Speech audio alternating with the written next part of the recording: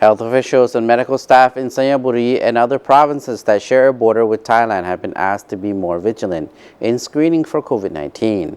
As Thailand faces a second wave of COVID-19, many Lao workers are returning home, both legally and illegally, sparking fears of further infections in Laos.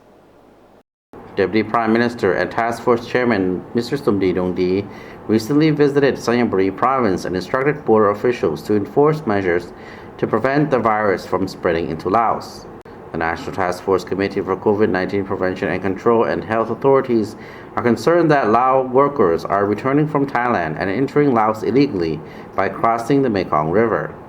A Prime Minister's order spells out the steps to be taken to enforce measures to prevent the spread of COVID-19. Xayaboury province is considered a high-risk area for the virus as it borders populous Thailand. Mr. Somdi noted that the Hong Sa Power Company in Hong Sa district have been working with the healthcare department to engage workers returning from Thailand to carry out repair work at the factory. Deputy Governor Dr. Phet Pisai Soon Vilai and Xayaboury district had complied with the measures on the prevention and control of COVID-19 and was monitoring conditions at a quarantine center that has been set up to house returning migrants. The center is also housing foreign workers employed to carry out repairs for the Hong Sa Power Company.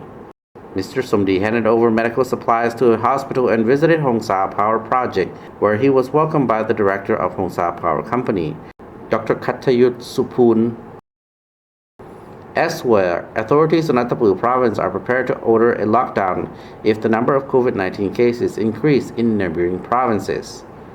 After 2 more people tested positive for COVID-19 in Vientiane last week, authorities in Xayaboury were stepping up border controls in a bid to prevent people entering illegally and escaping detection and screening.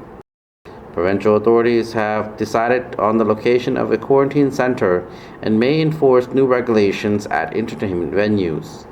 In Bokeo province, authorities ordered a lockdown in the Golden Triangle Special Economic Zone in January after 2 men in the area tested positive for COVID-19.